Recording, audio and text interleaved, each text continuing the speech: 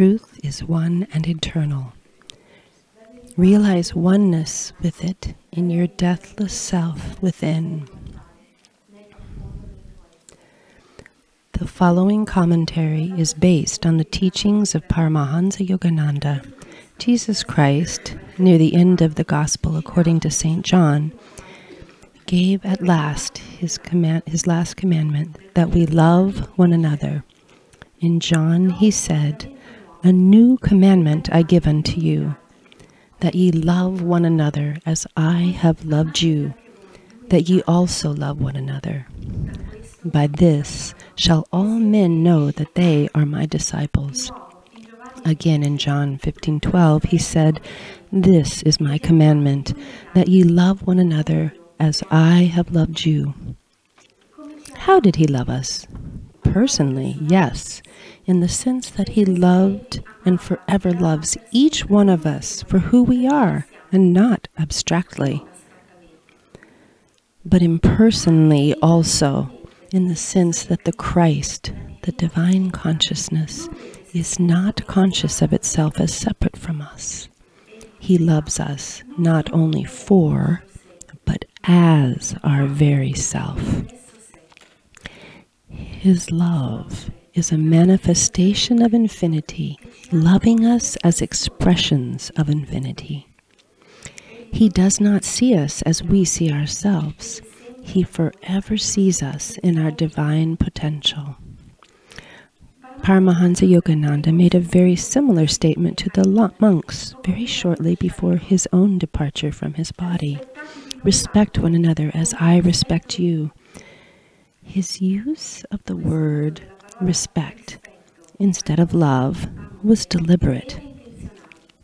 He wanted to emphasize for them the importance of impersonal love and friendship from God, for God.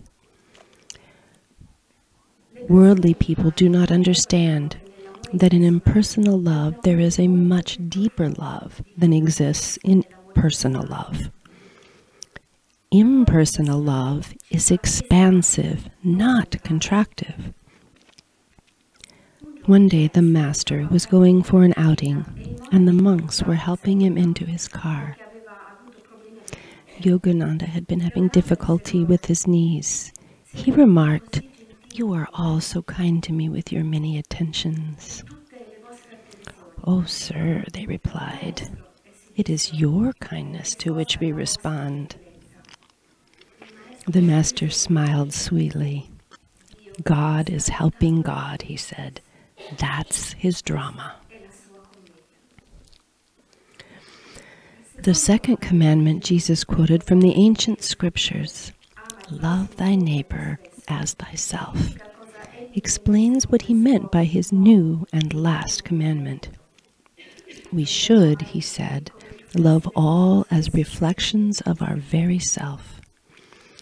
Thus, Paramahansa Yogananda also said, "When I am gone, only love can take my place." The Bhagavad Gita describes a dialogue between Krishna and his disciple Arjuna. Thus, the other disciples are not part of the scene. The dialogue is internal and symbolizes the dialogue between the soul and God. Yet in it, Sri Krishna describes the way to supreme wisdom and supreme love. The serene self, being one with Brahman, neither grieves nor yearns. The same to all, he attains supreme devotion to me. That sameness toward all is the manifestation of pure love, impersonal in the sense of selfless. By that love, one attains supreme love for God alone.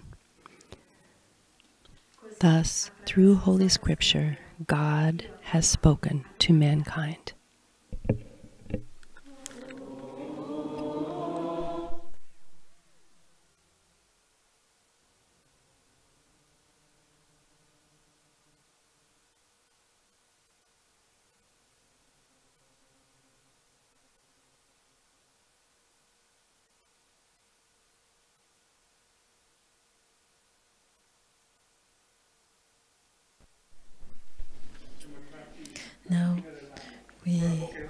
arrive to the end of the year in a few hours. How was this year? Good. It was an interesting year under many aspects. You know, I was reading a newspaper the other day, and it was written in big letters, Annus Horribilis. I was looking at the pictures, and actually many things happened this year.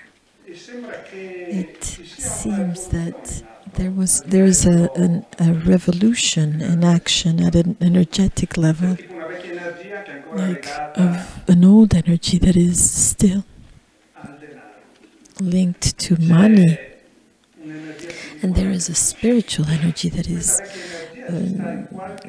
activating itself, and this old energy is in some way conditioning us, because we can see what is happening outside and what is happening inside. When something happens in Africa, something happens inside of us, because we are all connected with a thin thread with everything that is happening around us. But it's also the contrary. If we are together with many people that are meditating and that are doing their spiritual research, there is an exchange of energy, a divine exchange of divine energy that can really transform the world. We find ourselves in the end of a year that is very important, because this year we can make a promise, the promise of what will next year be. Since I was a young boy, the 31st of December is the 1st of January is down here. I don't know if it happens to you. The night of the 31st of December, something magical happens. We do this whole path, and in that moment we actually can program our life for 2018. If we program in a firm way what we really want to do and what we want to be, what we want to become in 2018, it will become true. If we do it with a strong energy, this will happen. You know, God does not look at the world with our eyes. When something is not working, we know that behind there is the spiritual growth. God is interested in the spiritual growth. So it's the contrary. When everything is working, God probably is not so happy, because no one is thinking about him. Or when things are not working, health problems, family problems, work problems, many problems, the world is constructed to create problems. It's not built to be in peace. That's in another world. When we are here and we come here, it's to grow. And if we would be all the same, we would not learn anything one with others. And it's the diversity that creates small problems. And God says, good. Now, things are not going so well, so people will start thinking about me. And actually, that's what happens. God is waiting for us with an open heart. But do you think he leaves us alone in this? No. You know, like Greek masters, like Yogananda, when they came, they had difficulty. An avatar that comes to this world, and even for him, things do not work. We are not avatars, and so many things do not work. It's not that they're not right. It's just that they don't go as we would like them to go. In any case, at the end of Yogananda's life, he was sitting with a friend, a doctor, and the doctor asks, Master, in this life I know you for many years now, and many things have gone good and some things have not gone good. I've never seen you without courage or lost centeredness. You've never lost the will to restart, to start once again. has this been important for you? And in Yogananda answered, my dear, blessed is the life of who is trialed by God. Many times these difficulties have actually created the bridge between the message of East and West. This message will bring the freedom in God of this planet. We are just at the beginning of this. We have just started. Yogananda was alive just not many years ago. Yogananda gave a message, and we have had the blessing of receiving this message from a direct disciple of Yogananda, Swami Kriyananda. And when we receive these messages, if we have the right willpower and the desire to put in practice these teachings, this will transform our life every day, little by little, and we will feel how something expands in us. Someone looks at you and says, you are not the same. I don't recognize you. If actually he does not recognize us, but he recognizes the masters that are transforming us slowly. This is the beauty of having a spiritual path. Every day we change a little bit. You know, in when Christ was born in that little hut, there was a cow and an ox, and the ox had, not the ox, the donkey had some brothers that took flour to Bethlehem with very big bags of flour, and they were walking and they saw a light. They said, what is that light? It could be that our brother is there. And so these donkeys went looking for that light and looking for their brother, and they asked their brother, who is this little boy that is born here in this manger? We cannot understand this light. Where is it coming from? And they said, what can we do? You should ask for a wish, and you will see that this little baby will help you. So they have to take that flour. It's late. And so one of these donkeys says, what have you wished? And this one was very tired. And he says, I asked that I did not want this weight on my back. And the other donkey said, I actually asked to have the strength to take this bag of flour in my back. And this is what Master asks us. Ask for the strength, because Master takes away many things. His infinite love takes away many things that we have not done right. For example, we come into our house without shoes, and we hit our little toe on a piece of furniture. And what happens? It's strong pain, anger, and the wife says, it's always been here. You've always had it here. Why did you hit against it? And all of this pain, you don't know that you should have broken your leg, but you actually just hit a little toe. Master says, live in gratefulness. You do not know behind you how many angels and how many miracles are happening, because they don't happen in front of our eyes because we don't see them. But miracles happen. And when these miracles happen, we must be grateful for everything. Everything that happens in our life is much smaller than what could have happened, because in other lives we have been terrible, we have been naughty, but it doesn't matter. Everything has a positive solution. These solutions come every time, every moment in our life. In this moment, there's a great transformation. And these miracles happen if we want them or not, if we ask for them or not. You see, there is people that want to change the life and the world, people that search for centeredness. Actually, the only place where we can be centered is inside. The rest does not work. We can work a lot, we can put a lot of energy, but we'll be very tired and it will not work.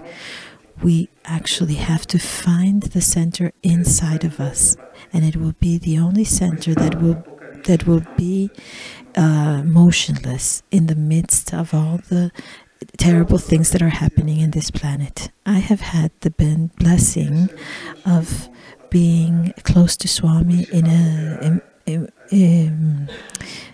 important moment. He had been operated to the heart. The valve of the heart had been changed, and he needed to have medicine, to have a fluid blood for the working of this new valve. And one day he made a mistake with the dosage of the medicine that he used to take, and one day he had taken too much medicine, and so his back and his arms were completely black. So we called his doctor in Perugia and we said, there is something that is happening, what can we do? And they said, take him immediately to the hospital, because with a fluid blood like that, it's very dangerous. So we took him to the hospital, and after these exams, they said he has to stay here for 3 days because we have to slowly come back to a right fluidity. And they said, but we have a problem. There's no place for him to sleep. He can only sleep on a chair in the corridor. And he was not well. He was not feeling well. So I asked, isn't there a place where we can put him to sleep? And they said, yes, there is a little warehouse where we have some beds. So he said, okay, well, we can go there into this little warehouse. And people would come and take his blood. And we were there in this little room. And he was tired. He would fall asleep.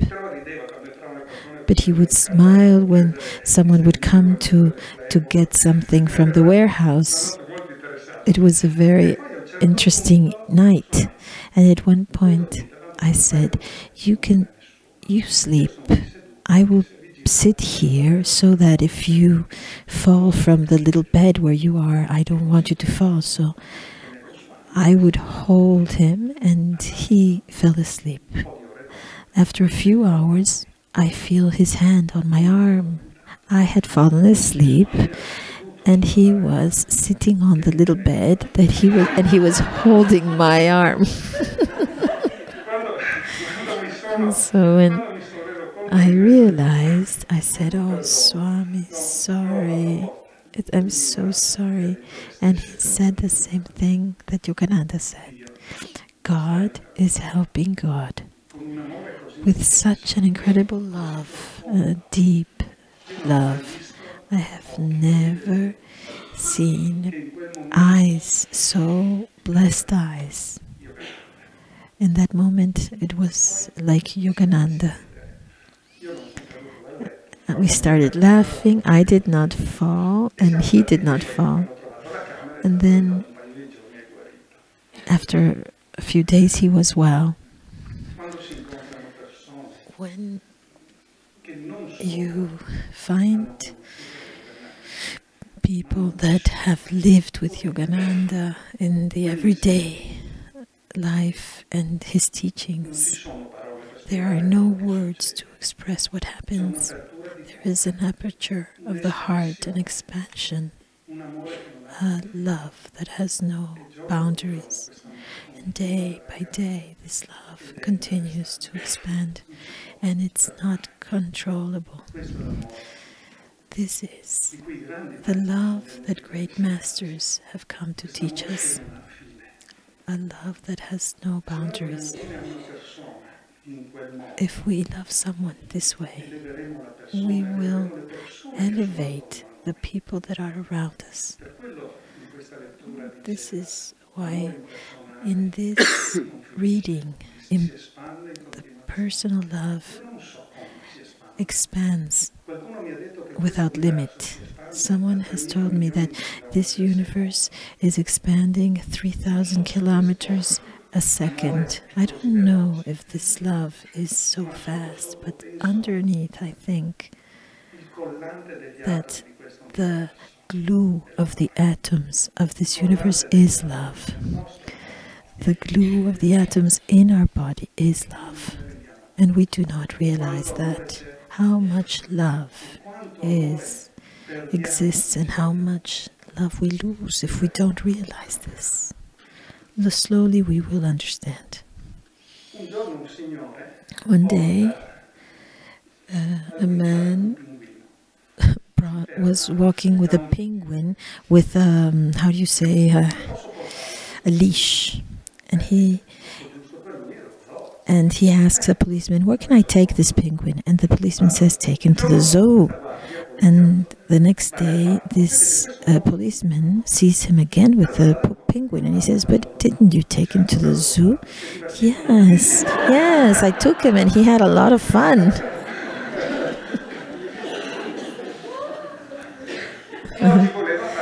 Today he wanted to go to the park, so I'm in the park. Each one of us, we all have one or two penguins around each other. And these penguins have a name and a last name. The name is Desire and the last name is Ego. And these penguins have us do whatever they want. Sometimes our penguin, Desire penguin, can be called iPhone or house or holiday. And these penguins take us through this planet for many years, until one day we will put him in a zoo and leave him there. But we need time for that, and masters know that. Masters arrive to tell us, inside of your heart, there is no space for ego and for God. If God comes in, ego and desires have to leave. There is no space for both of these realities. So when we have God in us, a little ego can come up, because underneath the ego is a blessing. If we really want to buy a new iPhone and we don't have the money, what do? We start to work a little bit more. 1,000 euros for an iPhone, but day after day we will manage to arrive to that money, to get that money. What does the ego do? He has us buy the iPhone. That is not the best, but it's not so bad. But the other important thing is that he actually made us bring out more energy. To find God, we need to bring out more energy. And the end of the story is that the ego has us going around, because he wants to be satisfied. But at the end, the only desire that we will have is the desire for God. And in that moment, the ego disappears and God comes inside us. And with God, his love. This is very, very important. But don't think to give too much space to the ego, because he is very clever. Use your ego, because the ego makes you draw out a lot of energy. And that energy is divine. It's not really what we eat that gives us energy. It's actually what we receive and perceive from the universe. That's the true and real energy, the right energy. If we are laying down in our house, we have had a tough day of work and a phone call comes from a friend and he tells you, come on, let's go have a pizza. You have not eaten anything, but in that moment you draw cosmic energy.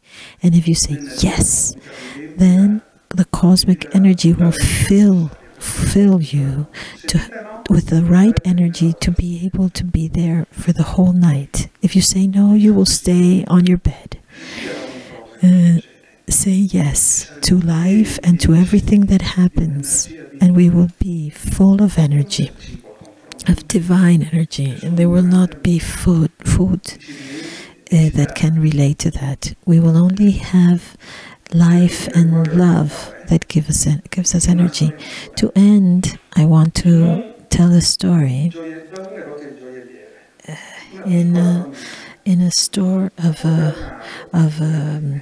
jewelry store, a little girl is looking through the window, and she says, "Oh." And the jeweler says, "Who is this little girl?" And this little girl, 6 years old, says, "Oh, I've seen this beautiful chain, necklace. Can you please make a package for me? I want to give it." And he says, "Do you know how much it costs?" And she says, "No, I don't know how much it costs, but tomorrow it's Christmas, and since my mom died, my older sister, she does so much for me and my little brother, and she never has time for herself. And I would really like to give her this beautiful necklace that is turquoise, just like her eyes, and she will be so happy to receive it." So the jeweler says, he's so touched by the love of this little girl to the sister. He asks her, "How much money do you have?" And she opens a little box, and she has some coins and some other things, a shell. And so the jeweler just takes the necklace and prepares a beautiful package with a nice bow and tells the little girl, "Take it to your sister and be careful not to lose it, and tell her that to have a happy Christmas." So the little girl is so happy, and she goes home, and after a few hours, a beautiful girl with blonde hair and turquoise eyes comes with this little package and tells the jeweler, "Is this yours? My sister bought this from you." And he says, "Yes, but my sister did not have the money. How much was this?" And the jeweler says, The price is confidential. It's between me and my client, and I cannot tell you." Anyway, I want to tell you something. Your sister paid with everything she had. She didn't keep anything for herself, just to give you this gift. And so he remade the package, and he said, "Go home and have a good Christmas." When we give this love to others, this comes back to us. Nothing that is given or done will end. Everything is connected to an action. There is when we love, we will receive love, because we have to give love. We can't keep it for ourselves. There is no biggest selfishness than not giving love. What we have not given is lost, and it will not come back. So what do you want to say for 2018? Should we do this promise? Try to love others and donate ourselves to others. It can be close, people that are close to us, or people that are far from us. Because this is how transformation happens, when we become one with God, and this infinite love will come to us and will never leave us. Have a happy 2018. Oh, before I want to read two words on love that Yogananda wrote. The biggest love is in the communion with God during meditation. The love between the soul and the perfect spirit is the love that you are all seeking for. And when you meditate, love is more and more intense.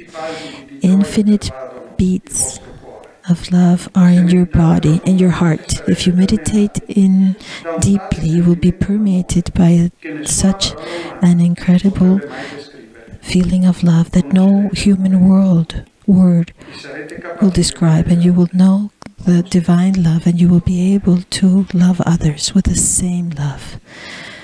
Good, happy 2018 to you all.